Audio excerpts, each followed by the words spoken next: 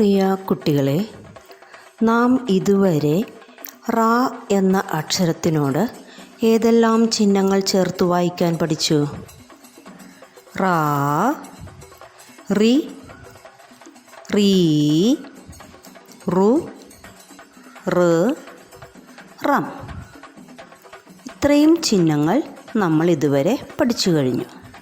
ഇന്ന് നാം മറ്റൊരു ചിഹ്നം പഠിക്കുകയാണ്. അതേതാണെന്ന് ശ്രദ്ധിക്കൂ. റൂ. ഈ ചിഹ്നം മറ്റ് ചില അക്ഷരങ്ങളുടെ കൂടെ ചേർന്നാൽ എങ്ങനെ വായിക്കുമെന്ന് നമുക്ക് നോക്കാം. രൂ, പൂ, മൂ, തൂ. ഇങ്ങനെയാണ് അവ ഉച്ചരിക്കേണ്ടത്. ഇനി നമുക്ക് ഈ ചിഹ്നം ചേർന്ന് വരുന്ന കുറച്ച് വാക്കുകൾ പരിചയപ്പെടാം. പൂവ്, നൂറ്, പൂരം, പൂരി,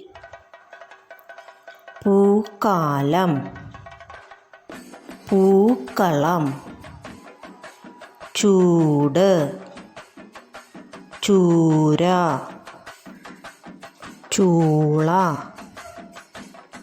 ചൂളം, ചൂല്, മൂലം, മൂല, മൂളി, മൂക്ക്, ചൂടി, കൂടി, കൂട്, കൂവി, തൂകി, തൂക്കി,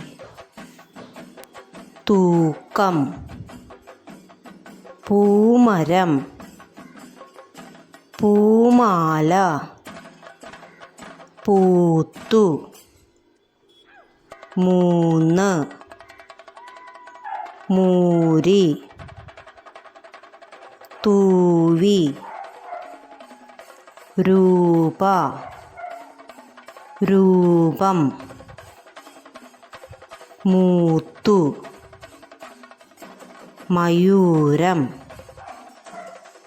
അലൂമിനിയം, നൂല്,